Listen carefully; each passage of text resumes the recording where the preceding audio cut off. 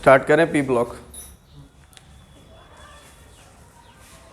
P block में कितने group होते हैं, कहाँ से कहाँ तक? 13, 14, 15, 16 और 18। ठीक है, मतलब टोटल 6 ग्रुप होते हैं। काफ़ी इम्पोर्टेंट टॉपिक है। 13 ग्रुप के एलिमेंट्स बोलो। बोरॉन, फिर एल्युमिनियम, गैलियम, इंडियम और थैलियम। 14 के बोलो। कार्बन, सिलिकॉन, फिर जर्मेनियम, फिर टिन और lead. Carbon, silicon, germanium, tin, lead. फिर 15 नाइट्रोजन, फास्फोरस, आर्सेनिक, फिर एसबी क्या होता है? एंटीमनी और bismuth. 16 oxygen, sulphur, selenium, tellurium और फिर पोलोनियम। फिर 17 फ्लोरीन, ब्रोमीन, आयोडीन और एंस्टटीन। 80 एंस्टटीन 80 होता है ना। फिर 18 हीलियम, फिर नियॉन, क्रिप्टॉन और रेडॉन। ठीक है, ये पी ब्लॉक के एलिमेंट्स हैं। ठीक, एनसीईआरटी में 2 पार्ट में से बांटा है। 11th में 13, 14 है, बोरॉन फैमिली और कार्बन फैमिली। और फिर 12th में 15, 16, 17, 18 nitrogen, oxygen, fluorine, nitrogen, oxygen और हेलोजन फैमिली और नोबेल गैस। ठीक है, तो स्टार्ट करते हैं हम बोरॉन फैमिली से। तो पहला चैप्टर है पी ब्लॉक में, बोरॉन फैमिली डालो। और ये सब याद है ना, वो लिखाने की ज़रूरत तो नहीं, कोड वगैरह। इसका क्या होता है? बैगन, आलू, गाजर, इन, थैला, कहें, शिव जी, सुनो, नेपाल, ओ सही से टीपो, है ना। हाँ, फ्लोरीन, क्लोरीन, ब्रोमीन। या फिर कल बाहर आई आंटी जी। और फिर हीलियम, नियॉन। इसका कैसे होता था? है, ली, हीना, नीना और करीना, एक्सरे, रंगीन। नहीं तो याद रहता ना भाई, helium, neon, organ, krypton, xenon, radon. ठीक है, तो डालो भाई बोरॉन फैमिली। ये होगी बोरॉन फैमिली। फिर ये कार्बन, जो ग्रुप का पहला मेंबर होता है, उसी के नाम से तो फैमिली का नाम पड़ता है ना। तो बोरॉन फैमिली, कार्बन, नाइट्रोजन। हाँ, तो ये नोट कर लो, मिटा दे। नहीं बना? ठीक, चलो।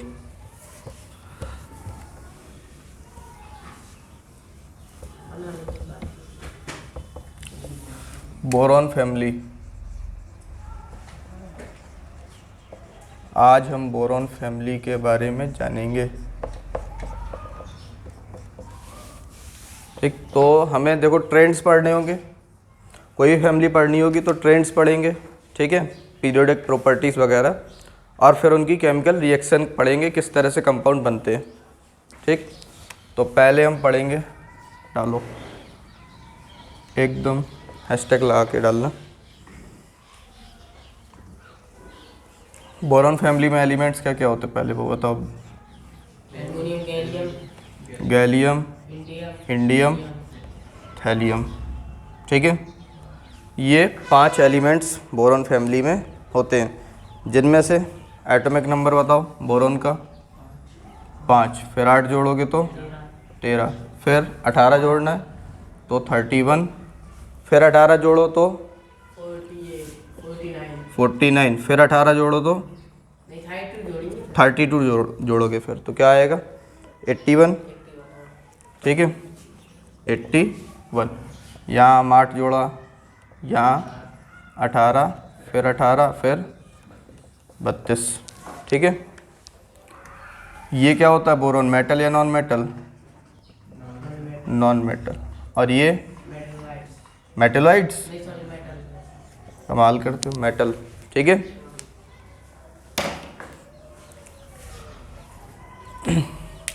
इसे नोट करो पहले, फिर हम स्टार्ट करते हैं trends and physical properties.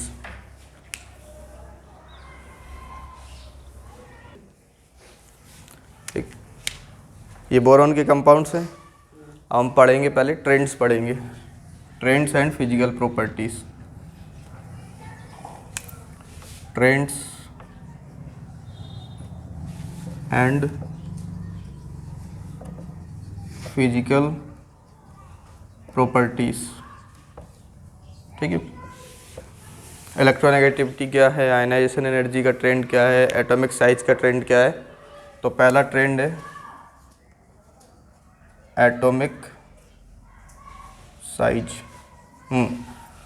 Atomic size बताओ, सबसे ज़्यादा atomic size down the group जाने पर एटॉमिक साइज क्या होता है? बढ़ता है, इंक्रीज करता है। दैट मीन्स टेलोरियम का ज़्यादा होना चाहिए। सबसे ज़्यादा एटॉमिक साइज किसका होगा? फिर इंडियम, फिर गैलियम, फिर एल्यूमिनियम और फिर बोरॉन। क्या करेक्ट ऑर्डर है? करेक्ट ऑर्डर बताओ, ये एक्सेप्शन होता है, ये करेक्ट ऑर्डर नहीं है। एक्सेप्शन क्या है इसका बताओ? फिर गैलियम, फिर बोरॉन। ठीक है, ये एक्सेप्शन है, सही है। साइज का ऑर्डर नीचे जाने पर जनरली क्या होता है? बढ़ता है। बट गैलियम और एल्यूमिनियम में एक्सेप्शन आ जाता है। गैल्यूमिनियम का साइज कम हो जाता है और एल्यूमिनियम का साइज ज़्यादा हो जाता है। अब ऐसा क्यों होता है? Reason on the periodic table. ठीक है, बताओ जरा क्यों होता है ऐसा? क्योंकि ट्रांजिशन कॉन्ट्रैक्शन लग जाता है। अगर एनसीईआरटी में देखोगे तो इसकी वैल्यू जो दी हुई है गैलियम की वो है 143 पिकोमीटर, इसकी रेडियस की। सॉरी, एल्यूमिनियम की 143 है, इसकी है 135। तो कौन बड़ा होगा भाई साइज में? 143 वाला ज़्यादा बड़ा होगा। एनसीईआरटी में वैल्यू दी हुई है और पीरियोडिक टेबल में भी शायद लिखाया होगा हमने। तो साइज में एक्सेप्शन होता है। एक तो डी ब्लॉक में लिखाए थे, फिर डी ब्लॉक के बाद बोरॉन फैमिली में लिखाए थे।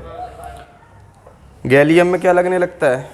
Transition contraction. या सेकंड रीजन, एक और रीजन बताए थे, दूसरा रीजन ज़्यादा फेमस है, पुअर सील्डिंग ऑफ डी। यहाँ पे इसका अगर कॉन्फ़िगरेशन देखोगे तो गैलियम का, अच्छा कॉन्फ़िगरेशन भी लिख देते हैं हम यहाँ पे। कॉन्फ़िगरेशन क्या होता है? General configuration of 13 group, NH2 NP1। ठीक है, गैलियम का कॉन्फ़िगरेशन क्या होगा? पीरियड बताओ, बोरॉन का period second, third, fourth, fifth, sixth. ठीक है,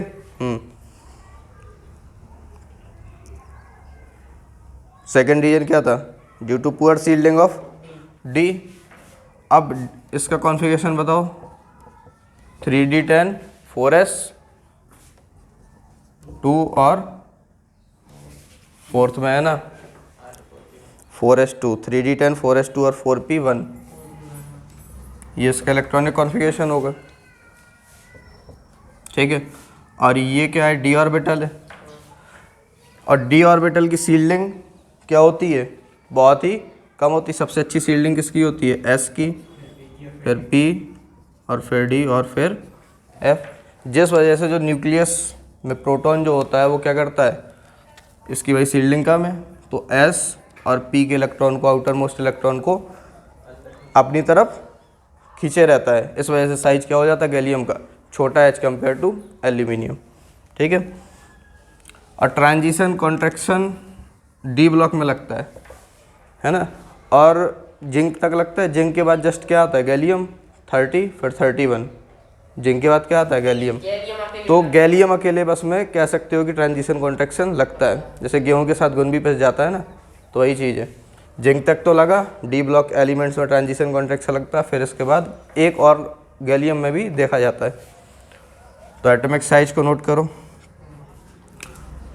सेकंड, एटॉमिक साइज के बाद आयनिक साइज। आयनिक साइज का ऑर्डर बताओ, सबसे बड़ा कौन होगा? आयनिक साइज में कोई एक्सेप्शन होता है? आयनिक साइज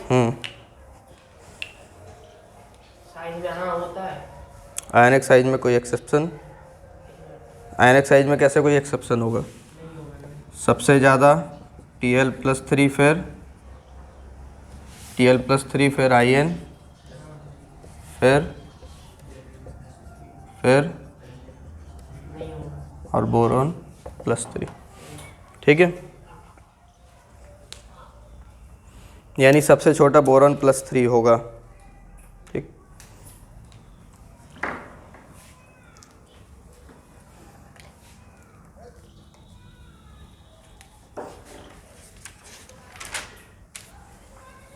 फिर इसके बाद थर्ड डालो, थर्ड ट्रेंड, एटॉमिक साइज के बाद आयनाइजेशन एनर्जी।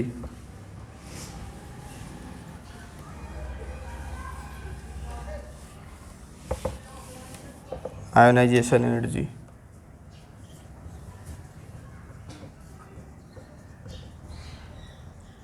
सबसे ज़्यादा आयनाइजेशन एनर्जी किसकी होगी?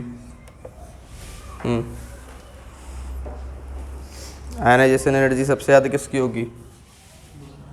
बोरॉन, एल्यूमिनियम, गैलियम, इंडियम या थैलियम।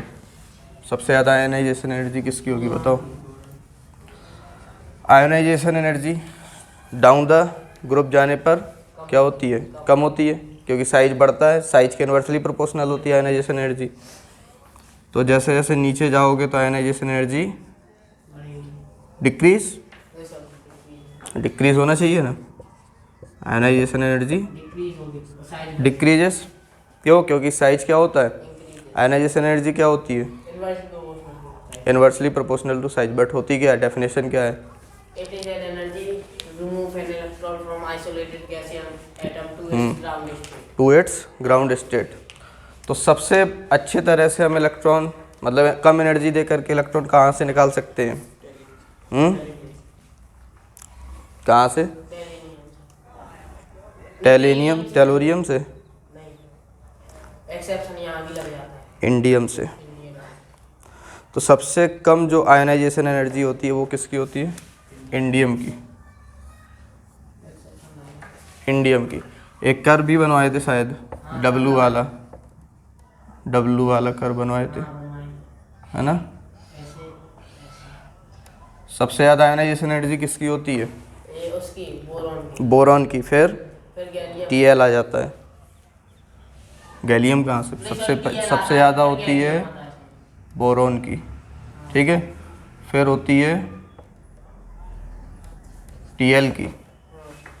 ठीक, फिर टीएल की करती है आपने। टीएल की ज़्यादा करती Tl की ज़्यादा होगी क्या? कम कर लो ना इसको। ठीक है, फिर इसके बाद गैलियम जो होता है वो कहाँ होता है? बीच में। गैलियम बीच में। और इंडियम थैलियम में किसकी ज़्यादा होती है? एल्यूमिनियम और इंडियम में एल्यूमिनियम की ज़्यादा होती है। तो ये बराबर लग रहे हैं क्या?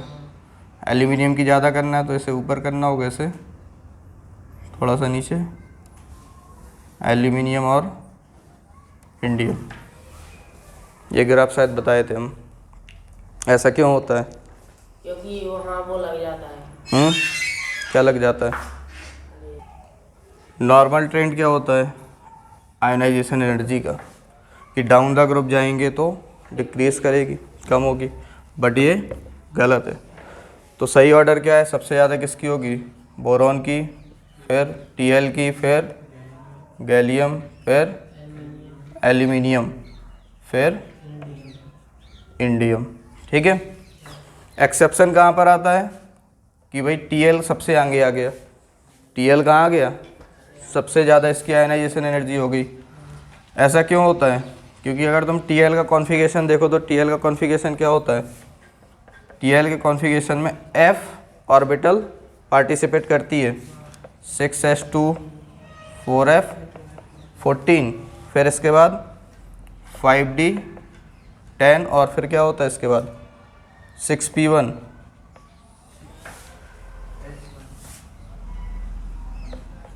ये होता है, या 6s1, खैर जो भी होता हो पीछे का, नहीं है तो कोई दिक्कत नहीं। 4f14 तो आता है TL में, तो पता है। तो 4f14 F आ गया। F ऑर्बिटल की सील्डिंग कैसी होती है? सील्डिंग इफेक्ट सबसे ख़राब। सील्डिंग इफेक्ट क्या होती है इसकी?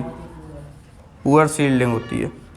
सील्डिंग क्या होती है? पुअर। इस वजह से इसका जो बाहरी ऑर्बिटल्स के इलेक्ट्रॉन होंगे उनके ऊपर अट्रैक्शन क्या होगा? ज़्यादा होगा। इस वजह से इसकी आयनाइजेशन एनर्जी ज़्यादा हो जाएगी। बोरॉन की सबसे ज़्यादा, फिर इसके बाद किसकी होगी? TL की, फिर गैलियम, एल्यूमिनियम और इंडियम। नोट करो, ये कौन सी आयनाइजेशन एनर्जी है? अच्छा, 3 आयनाइजेशन एनर्जी बताए थे, IE1, IE2, IE3। IE1, IE2, IE3 में सबसे ज़्यादा, इसका ऑर्डर बताओ, सबसे ज़्यादा कौन सी एनर्जी होती है? सबसे ज़्यादा भाई पहला इलेक्ट्रॉन तुम किसी से निकाल सकते हो, आसानी से निकाल लो भाई, ले जा, चल ठीक है। दूसरा निकाल ले आओगे तो गुस्सा होगा, तीसरा निकाल ले आओगे तो कहेगा चल निकल तो सबसे ज़्यादा IE3 ज़्यादा होती है। ये ऑर्डर हमने लिखा, किसका लिखा? IE1 का, ठीक है।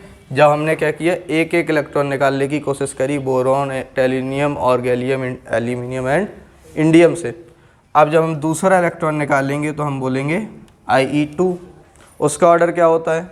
उसका ऑर्डर होता है बोरॉन, फिर एल्यूमिनियम, फिर होता है TL, फिर होता है गैलियम और फिर इंडियम, ठीक है। वैसे IE2 अभी तक पूछा नहीं है, IE1 ही पूछा जाता है ज़्यादा। और बाई चांस पूछ लिया तो क्या कहोगे?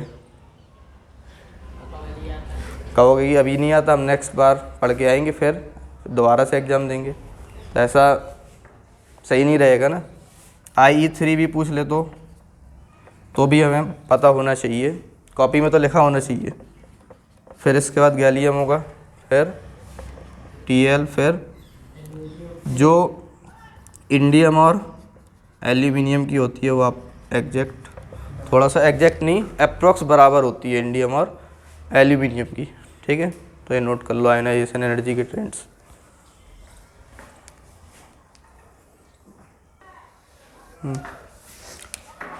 नोट हो गया। तो आयनाइजेशन एनर्जी सबसे ज़्यादा किसकी होगी? बोरॉन की। कितनी होती है? 801 किलो जूल पर मोल होती है, ठीक है। मतलब सबसे ज़्यादा बोरॉन की होगी 801। तो इसका मतलब क्या है भाई? इसकी पहली आयनाइजेशन एनर्जी कितनी ज़्यादा? 801 है। मतलब ये इलेक्ट्रॉन देने में सबसे ज़्यादा आनाकानी करेगा, इससे इलेक्ट्रॉन निकालना बहुत ही ज़्यादा डिफ़िकल्ट होगा।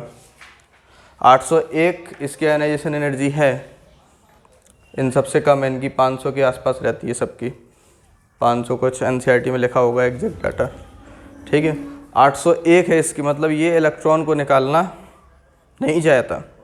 क्योंकि क्यों नहीं चाहता? क्यों नहीं चाहता? क्योंकि इसके पास ऑलरेडी इलेक्ट्रॉन कम है ना, इलेक्ट्रॉन्स ऑलरेडी कम है, इनके पास तो भर भर के इलेक्ट्रॉन है। तो दे दो, 1 2 दे दो, 3 दे दो, बस 3 से ज़्यादा नहीं। ये ऐसा नहीं कि ये भी बांटते फिरेंगे, इसके पास इलेक्ट्रॉन की कमी है, साइज छोटा है, ठीक है। इनके पास साइज भी बड़ा है, इलेक्ट्रॉन भी ज़्यादा है, तो आसानी से तुम निकाल सकते हो। तो बोरॉन +3 क्या पॉसिबल है? नहीं है। बोरॉन +3 पॉसिबल नहीं है। तो लिख लेना ये नोट करके, boron does not form try positive ion. Boron +3 यहाँ दिखाने का मतलब क्या है कि बोरॉन से 3 इलेक्ट्रॉन निकालना नामुमकिन है, इम्पॉसिबल है, ठीक है। इसका मतलब ये नहीं कि ये +3 शो नहीं कर सकता। जैसे कि तुम्हारे पास NCl3 है, ठीक है, तो नाइट्रोजन के ऊपर चार्ज कितना होगा? +3। नाइट्रोजन की वैलेंसी होती है क्या +3? नहीं होती। BCl3 है। तो इस BF3, तो BF3 में क्या +3 होगा? BF3 बनता है ना इसका फेमस कंपाउंड BF3। तो बोरॉन के ऊपर क्या चार्ज होगा, +3। चार्ज होना अलग बात होती है और बॉन्ड बनाना अलग बात होती है। जैसे सोडियम के पास क्या होता है, +1 चार्ज होता है। इसका मतलब क्या है कि ये, और क्लोरीन के पास Cl- होता है, तो आपस में आयनिक बॉन्ड बना लेते हैं। बट अभी ये आयनिक बॉन्ड नहीं बना पाएगा, ये क्या बनाएगा, कोवेलेंट बॉन्ड। ठीक है, ये बोरॉन जो होगा वो कभी आयनिक बॉन्ड नहीं बना सकता क्योंकि ये ट्राई पॉजिटिव आयन शो नहीं करता है। ठीक, वैलेंसी अलग चीज़ होगी। वैलेंसी क्या होगी, 3 ही होगी सबकी। इन सब की वैलेंसी क्या ही होती है, 3। और ये +3 जो चार्ज है वो अलग होता है ना। शायद 10th में अगर तुमने सुना हो वैलेंसी और ऑक्सीडेशन स्टेट में डिफरेंस। ऑक्सीडेशन स्टेट सुना ही नहीं था।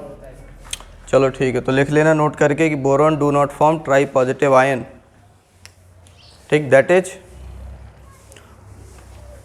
इसका मतलब क्या है कि बोरॉन आयनिक कंपाउंड नहीं बनाता, सिर्फ और सिर्फ कोवेलेंट कंपाउंड ही बनाएगा। क्यों ऐसा होता है, क्योंकि इसकी हाई आयोनाइजेशन एनर्जी होती है। फिर नेक्स्ट ट्रेंड पर आते हैं, इलेक्ट्रोनेगेटिविटी।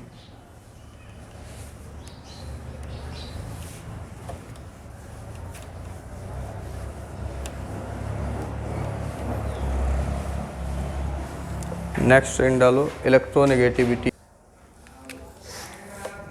इलेक्ट्रोनेगेटिविटी थर्ड है ना या fourth, electronegativity. Boron, aluminium, gallium, indium और थैलियम। तो सबसे ज़्यादा इलेक्ट्रोनेगेटिव कौन होगा, बोरॉन। इसकी जो इलेक्ट्रोनेगेटिविटी होती है वो अप्रॉक्स 2.0, इसकी होती है 1.5, 1.6, 7 और 1.8। ठीक है, तो सबसे ज़्यादा इलेक्ट्रोनेगेटिव कौन आया, बोरॉन, फिर एल्यूमिनियम, Tl, फिर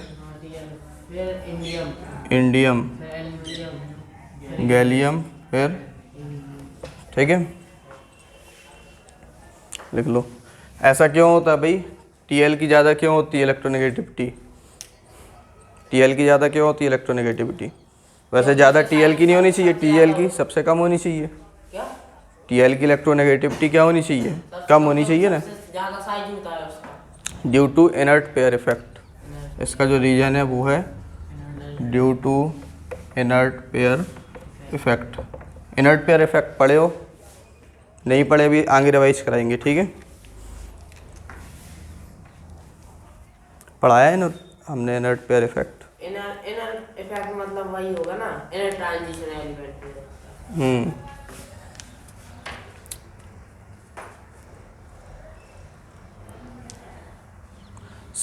इसके बाद नेक्स्ट ट्रेंड डालो मेल्टिंग पॉइंट का। नोट करने के बाद MP।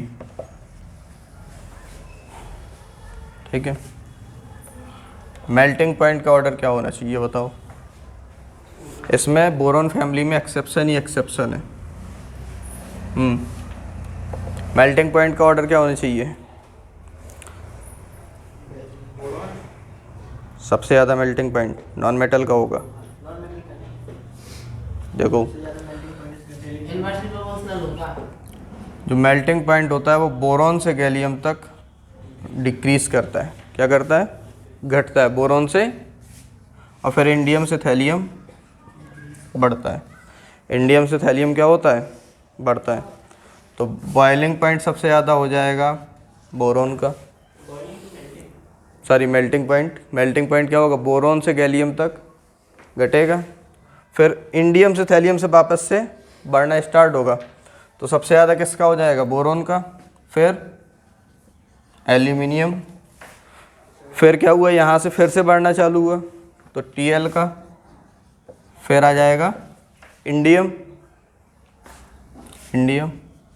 और सबसे कम किसका होगा, क्योंकि डिक्रीज में सबसे कम कौन है, डिक्रीज गैलियम ही है। गैलियम का मेल्टिंग पॉइंट क्या होगा, सबसे कम होगा। ये बोरॉन का सबसे ज़्यादा होगा। बोरॉन जो होता है वो नॉन मेटल होता है। क्या, नॉन मेटल। बाकी सारे मेटल होते हैं और सॉलिड फॉर्म में स्टेबल होते हैं एट रूम टेम्परेचर। बट जो गैलियम होता है वो एट रूम टेम्परेचर ये लिक्विड होता है, क्योंकि इसका मेल्टिंग पॉइंट क्या होता है, कम होता है रूम टेम्परेचर पे। सबके हम वैल्यू भी लिख देते हैं इसकी, जो होती है वो 2453। एनसीईआरटी में देखो इसकी होती है 933, इसकी होती है 576, इंडियम की होती है 430 और एल्यूमिनियम की होती है 303। केल्विन में है ये सारे, केल्विन में इनका मेल्टिंग पॉइंट ये सब केल्विन में दिया है। तो सबसे कम किसका है, गैलियम का। और ये गैलियम जो होता है इसका मेल्टिंग पॉइंट ज़्यादा होता है, देखो रूम टेम्परेचर ही तो है 303 केल्विन। तो ये लिक्विड होता है एट द रूम टेम्परेचर। अच्छा, तुमने शायद एक जादू भी देखा होगा, एक चम्मच होती है, जादूगर क्या करता है उस चम्मच को पानी में, ऐसे कटोरी में पानी होता है उसमें डाल देता है और फिर देखता है चम्मच गायब। तो वो जो चम्मच होती है ना वो गैलियम की बनी होती है, फिर उसको कम टेम्परेचर में डाल देता है तो उसमें घुल जाती है। तुमको दिखाता है देखो चम्मच गायब। ऐसे बहुत से, जैसे वो कपड़े चेंज कर लेते ना। हाँ बस डिस्कशन बाद में, जादू सीखेंगे बाद में सीखेंगे। अब बोरॉन का सबसे ज़्यादा क्यों होता है बताएं? बोरॉन जो बनाता है ना वो आइकोसाहीड्रल स्ट्रक्चर बनाता है, आइकोसाहीड्रल स्ट्रक्चर। B12 क्या बनाता है? आइकोसाहीड्रल स्ट्रक्चर। इसमें 20 फेस होते हैं और 12 कॉर्नर होते हैं। 20 फेस 12 कॉर्नर, सोचो 20 फेस और 12 कॉर्नर। अब इस इतना ख़तरनाक स्ट्रक्चर की वजह से सीधी सी बात है भाई, उसका मेल्टिंग पॉइंट ज़्यादा हो गई होगा। नॉर्मल स्ट्रक्चर सॉलिड स्टेट में पढ़ते हो तुम, क्यूबिक, रोम्बोहेड्रल वगैरह वगैरह, उसमें इतने ज़्यादा फेसेस नहीं पड़े होंगे। यहाँ 20 फेस 12 कॉर्नर, इसको अगर बनाएं तो बनाना तो पॉसिबल, बोर्ड में बना सकते हो, बट समझना 3D में बनेगा ये तो। 6 बोरोन ये हो गए और फिर 3 इस साइड 3 उस साइड, बोरोन, फिर ये बोरोन, 6 बोरोन अंदर हो गए, 12 हो गए। अब इनको आपस में ज्वाइन करो 3-3 बॉन्ड बना करके, ऐसे ही कुछ टाइप का बनेगा। ठीक है, चाहो तो इतना बना लो, इतना बना के छोड़ दो। इसके बाद कौन सा ट्रेंड हम बताएंगे बताओ? बीपी चेक करेंगे, बॉइलिंग पॉइंट। बॉइलिंग पॉइंट जो सबसे ज़्यादा होगा वो भी बोरोन का ही होगा, है ना। तो लिखते हैं बॉइलिंग पॉइंट का ऑर्डर क्या होगा। इसका रीजन, इनका भी रीजन, मेल्टिंग पॉइंट ज़्यादा किसका होता है? Tl का। एल्यूमिनियम का ज़्यादा हो जाता है मेल्टिंग पॉइंट, Tl का कम हो जाता है, और गैलियम का सबसे कम हो जाता है। ये भी रीजन इनर्ट पेयर इफेक्ट से ही पता चलेगा। तो लिख लेना सब में, due to inert pair effect. Electronegativity में भी लिख लो due to inert pair effect, melting point में भी लिख लो due to inert pair effect, जो एक्सेप्शंस आ रहे हैं।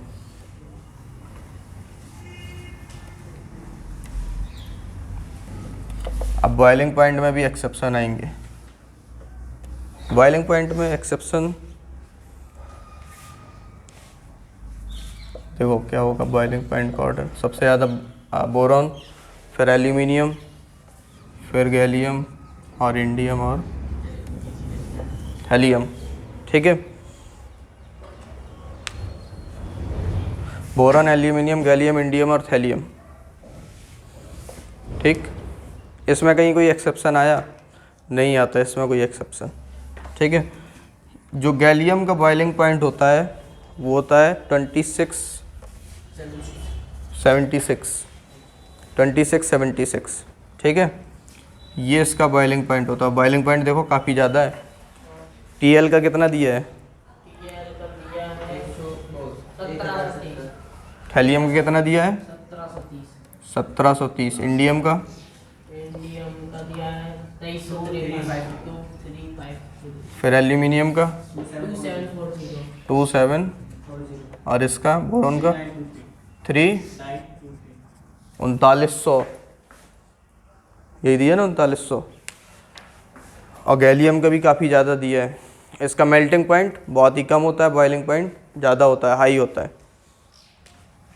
और ये रूम टेम्परेचर पर क्या होता है? लिक्विड होता है, ठीक है। तो ये नोट बना के यहाँ पर एक पॉइंट लिख लेना, नोट बना करके। Due to high boiling point of gallium, due to high boiling point of gallium, इसको हम क्या करते हैं, जो हाई टेम्परेचर होता है उसमें मेजर करने के लिए गैलियम का यूज किया जाता है। It is used in, due to high boiling point of gallium, it is used in measuring of high temperature. It is used in measuring of high temperature.